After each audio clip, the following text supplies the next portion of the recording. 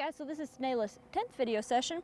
In our last session, I was working on getting her to relax and move out at a lope, and you could see that she was very sticky in her feet. She has a lot of worry and anxiety about moving out, but she's starting to get a lot better on that. We've had a few rides since that last video, and she's making a lot of progress in that area. Today we're going to work on some steering exercises. I'm going to show you a little bit how I work on collection at a walk and a trot, and then we're going to go back into that lope and kind of feel her out and just see where she's at. Let's get started. You can see how she's starting to relax at that walk, and we saw some of that in our last video at the walk and the trot. She's starting to lower her head and soften at the withers. There we go. Good girl.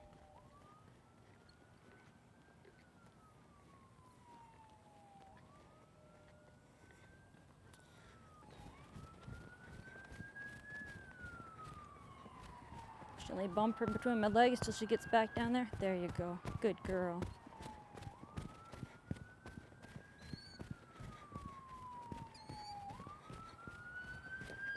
Go ahead and take her to the right now.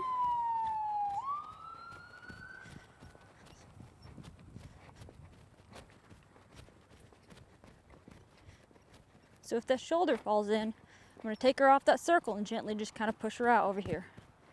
Good job.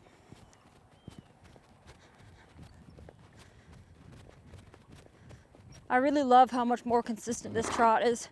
So I'm going to talk to you a little bit about collection here that I like to work on. And to me, there's two types of collection. There's physical collection and there's mental collection. And what I mean by that is that mental collection is a horse that'll take responsibility for his own speed. He doesn't speed up, he doesn't slow down. He stays at one speed the whole time. He's balanced, his energy is balanced, and his mind is balanced. Step up here. She's getting a lot more mentally collected, even if she doesn't have that physically collected aspect.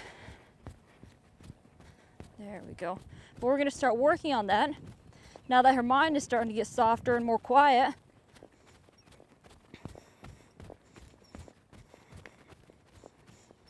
All right. Good job. I really love this. This is just really coming together. Now, she's raised up a little bit there. I'm going to gently squeeze until she comes back down. So when I ask for collection, a lot of people are confused about what collection is. A lot of people think that breaking out the pole is collection, and they'll take a hold of that horse's face and wait till that pole breaks in two, and then they release to that. And that's not at all what you want to do. And the reason that's so dangerous is because if you start doing that and you start getting that horse's face to tuck into his chest, but nothing else changes, all you're doing is getting rid of your brakes. So for me, I really like there to be some contact there. If I go to pull on that face, I want that face to be connected to those feet. I don't want to detach there. I don't want this face to just get soft and go into the chest. For me, collection is a horse that's mentally soft, but the softness doesn't usually come in so much at the face as it does at the withers. So when I ask my colts to start collecting, I squeeze, I give them just a little bit of contact on that face, and I don't wait till they release. I actually wait almost till they push into it just a little bit. Right there, did you see that the withers soften right through here? That neck dropped down and that nose pushed out. Good job. And on some horses, you can't work on this at a lope. You're going to need a lot more impulsion. So let's bring her up to the trot here, and I'll show you what I mean. There we go. She's really kind of staying there naturally, and she's bred to do this. She's had a tough time getting here because she's had some mental obstacles to overcome, but athletically, she's built to move like this. Good job. So it's not too much of a challenge for her. When I start teaching her collection, she's like, oh, I can go there. There we go. That's cute. And when she gets down into that frame there, we don't want her getting too low there because then she'll start getting heavy on her front end. But when she starts getting in frame there, see right now I'm gently bumping, I'm gently picking up those reins and making contact. And as soon as she goes back to where I want, I release everything and just ride quietly. There we go. There we go. So again, it's very important to understand that collection does not come from the face. Getting your horse to tuck its nose in that is not collection. That's actually very detrimental to true collection in the end. So be sure you don't get stuck in that trap. I fell into that habit several years ago, and it took a long time to retrain myself, retrain my horses, and get them to move correctly again instead of running around like a wet noodle with no brakes. So I'm gonna walk her up here. Again, ask her to soften. I'm just gently squeezing those legs. There we go, that's nice. All right, we're gonna ask her to move out here.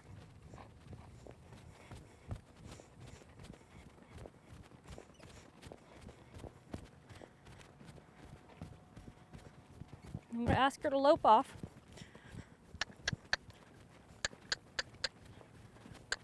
And I don't make a deal out of how fast they lope off, like I mentioned in my other videos. Good job. There you go.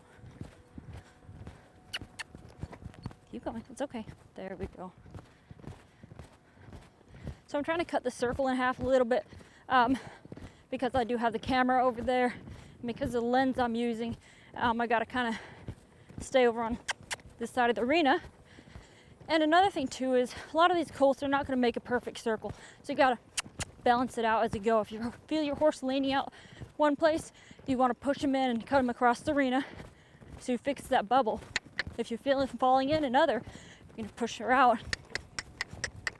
There we go, good job. Look how much more relaxed that neck is there.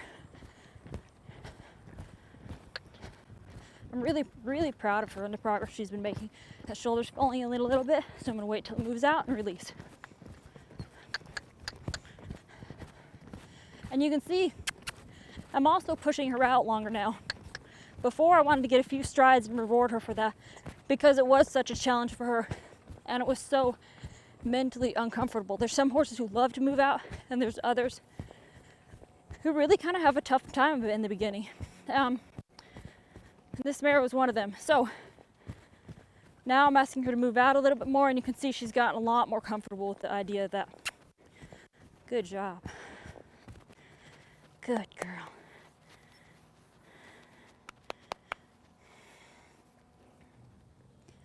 All right. So I'm gonna go ahead and lope her to the right here, but before I do that, I'm gonna kind of push those shoulders out and make sure that they're soft and that they're standing up. She's willing to stay straight. If you have a colt that you know when you lope one direction or another that they like to fall in a lot, don't just go ahead and ask for that lope and hope for the best. I would advise that you start at a trot here and make sure the horse's mind is in the right place. Push those buttons around a little bit at a slower speed. I'm asking her to push her shoulder out here. There we go. Very nice.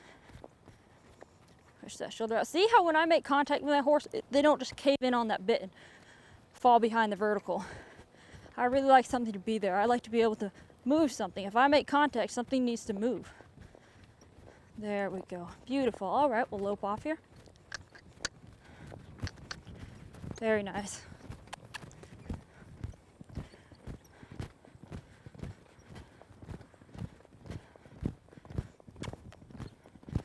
Good job. Kind of falling in there, but instead of trying to make her figure it out at the lope, there we go.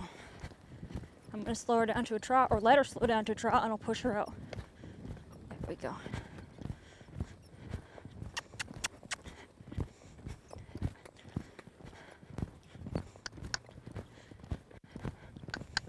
Now I want to make sure that I do right here because she wants so badly to slow down. I'm going to make sure that she at least lopes through here once before I let her shut down. And we'll go stop somewhere that she moves a little bit more willingly.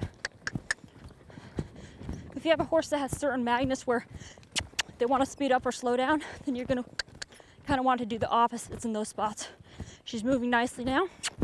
I spoke too soon. There we go.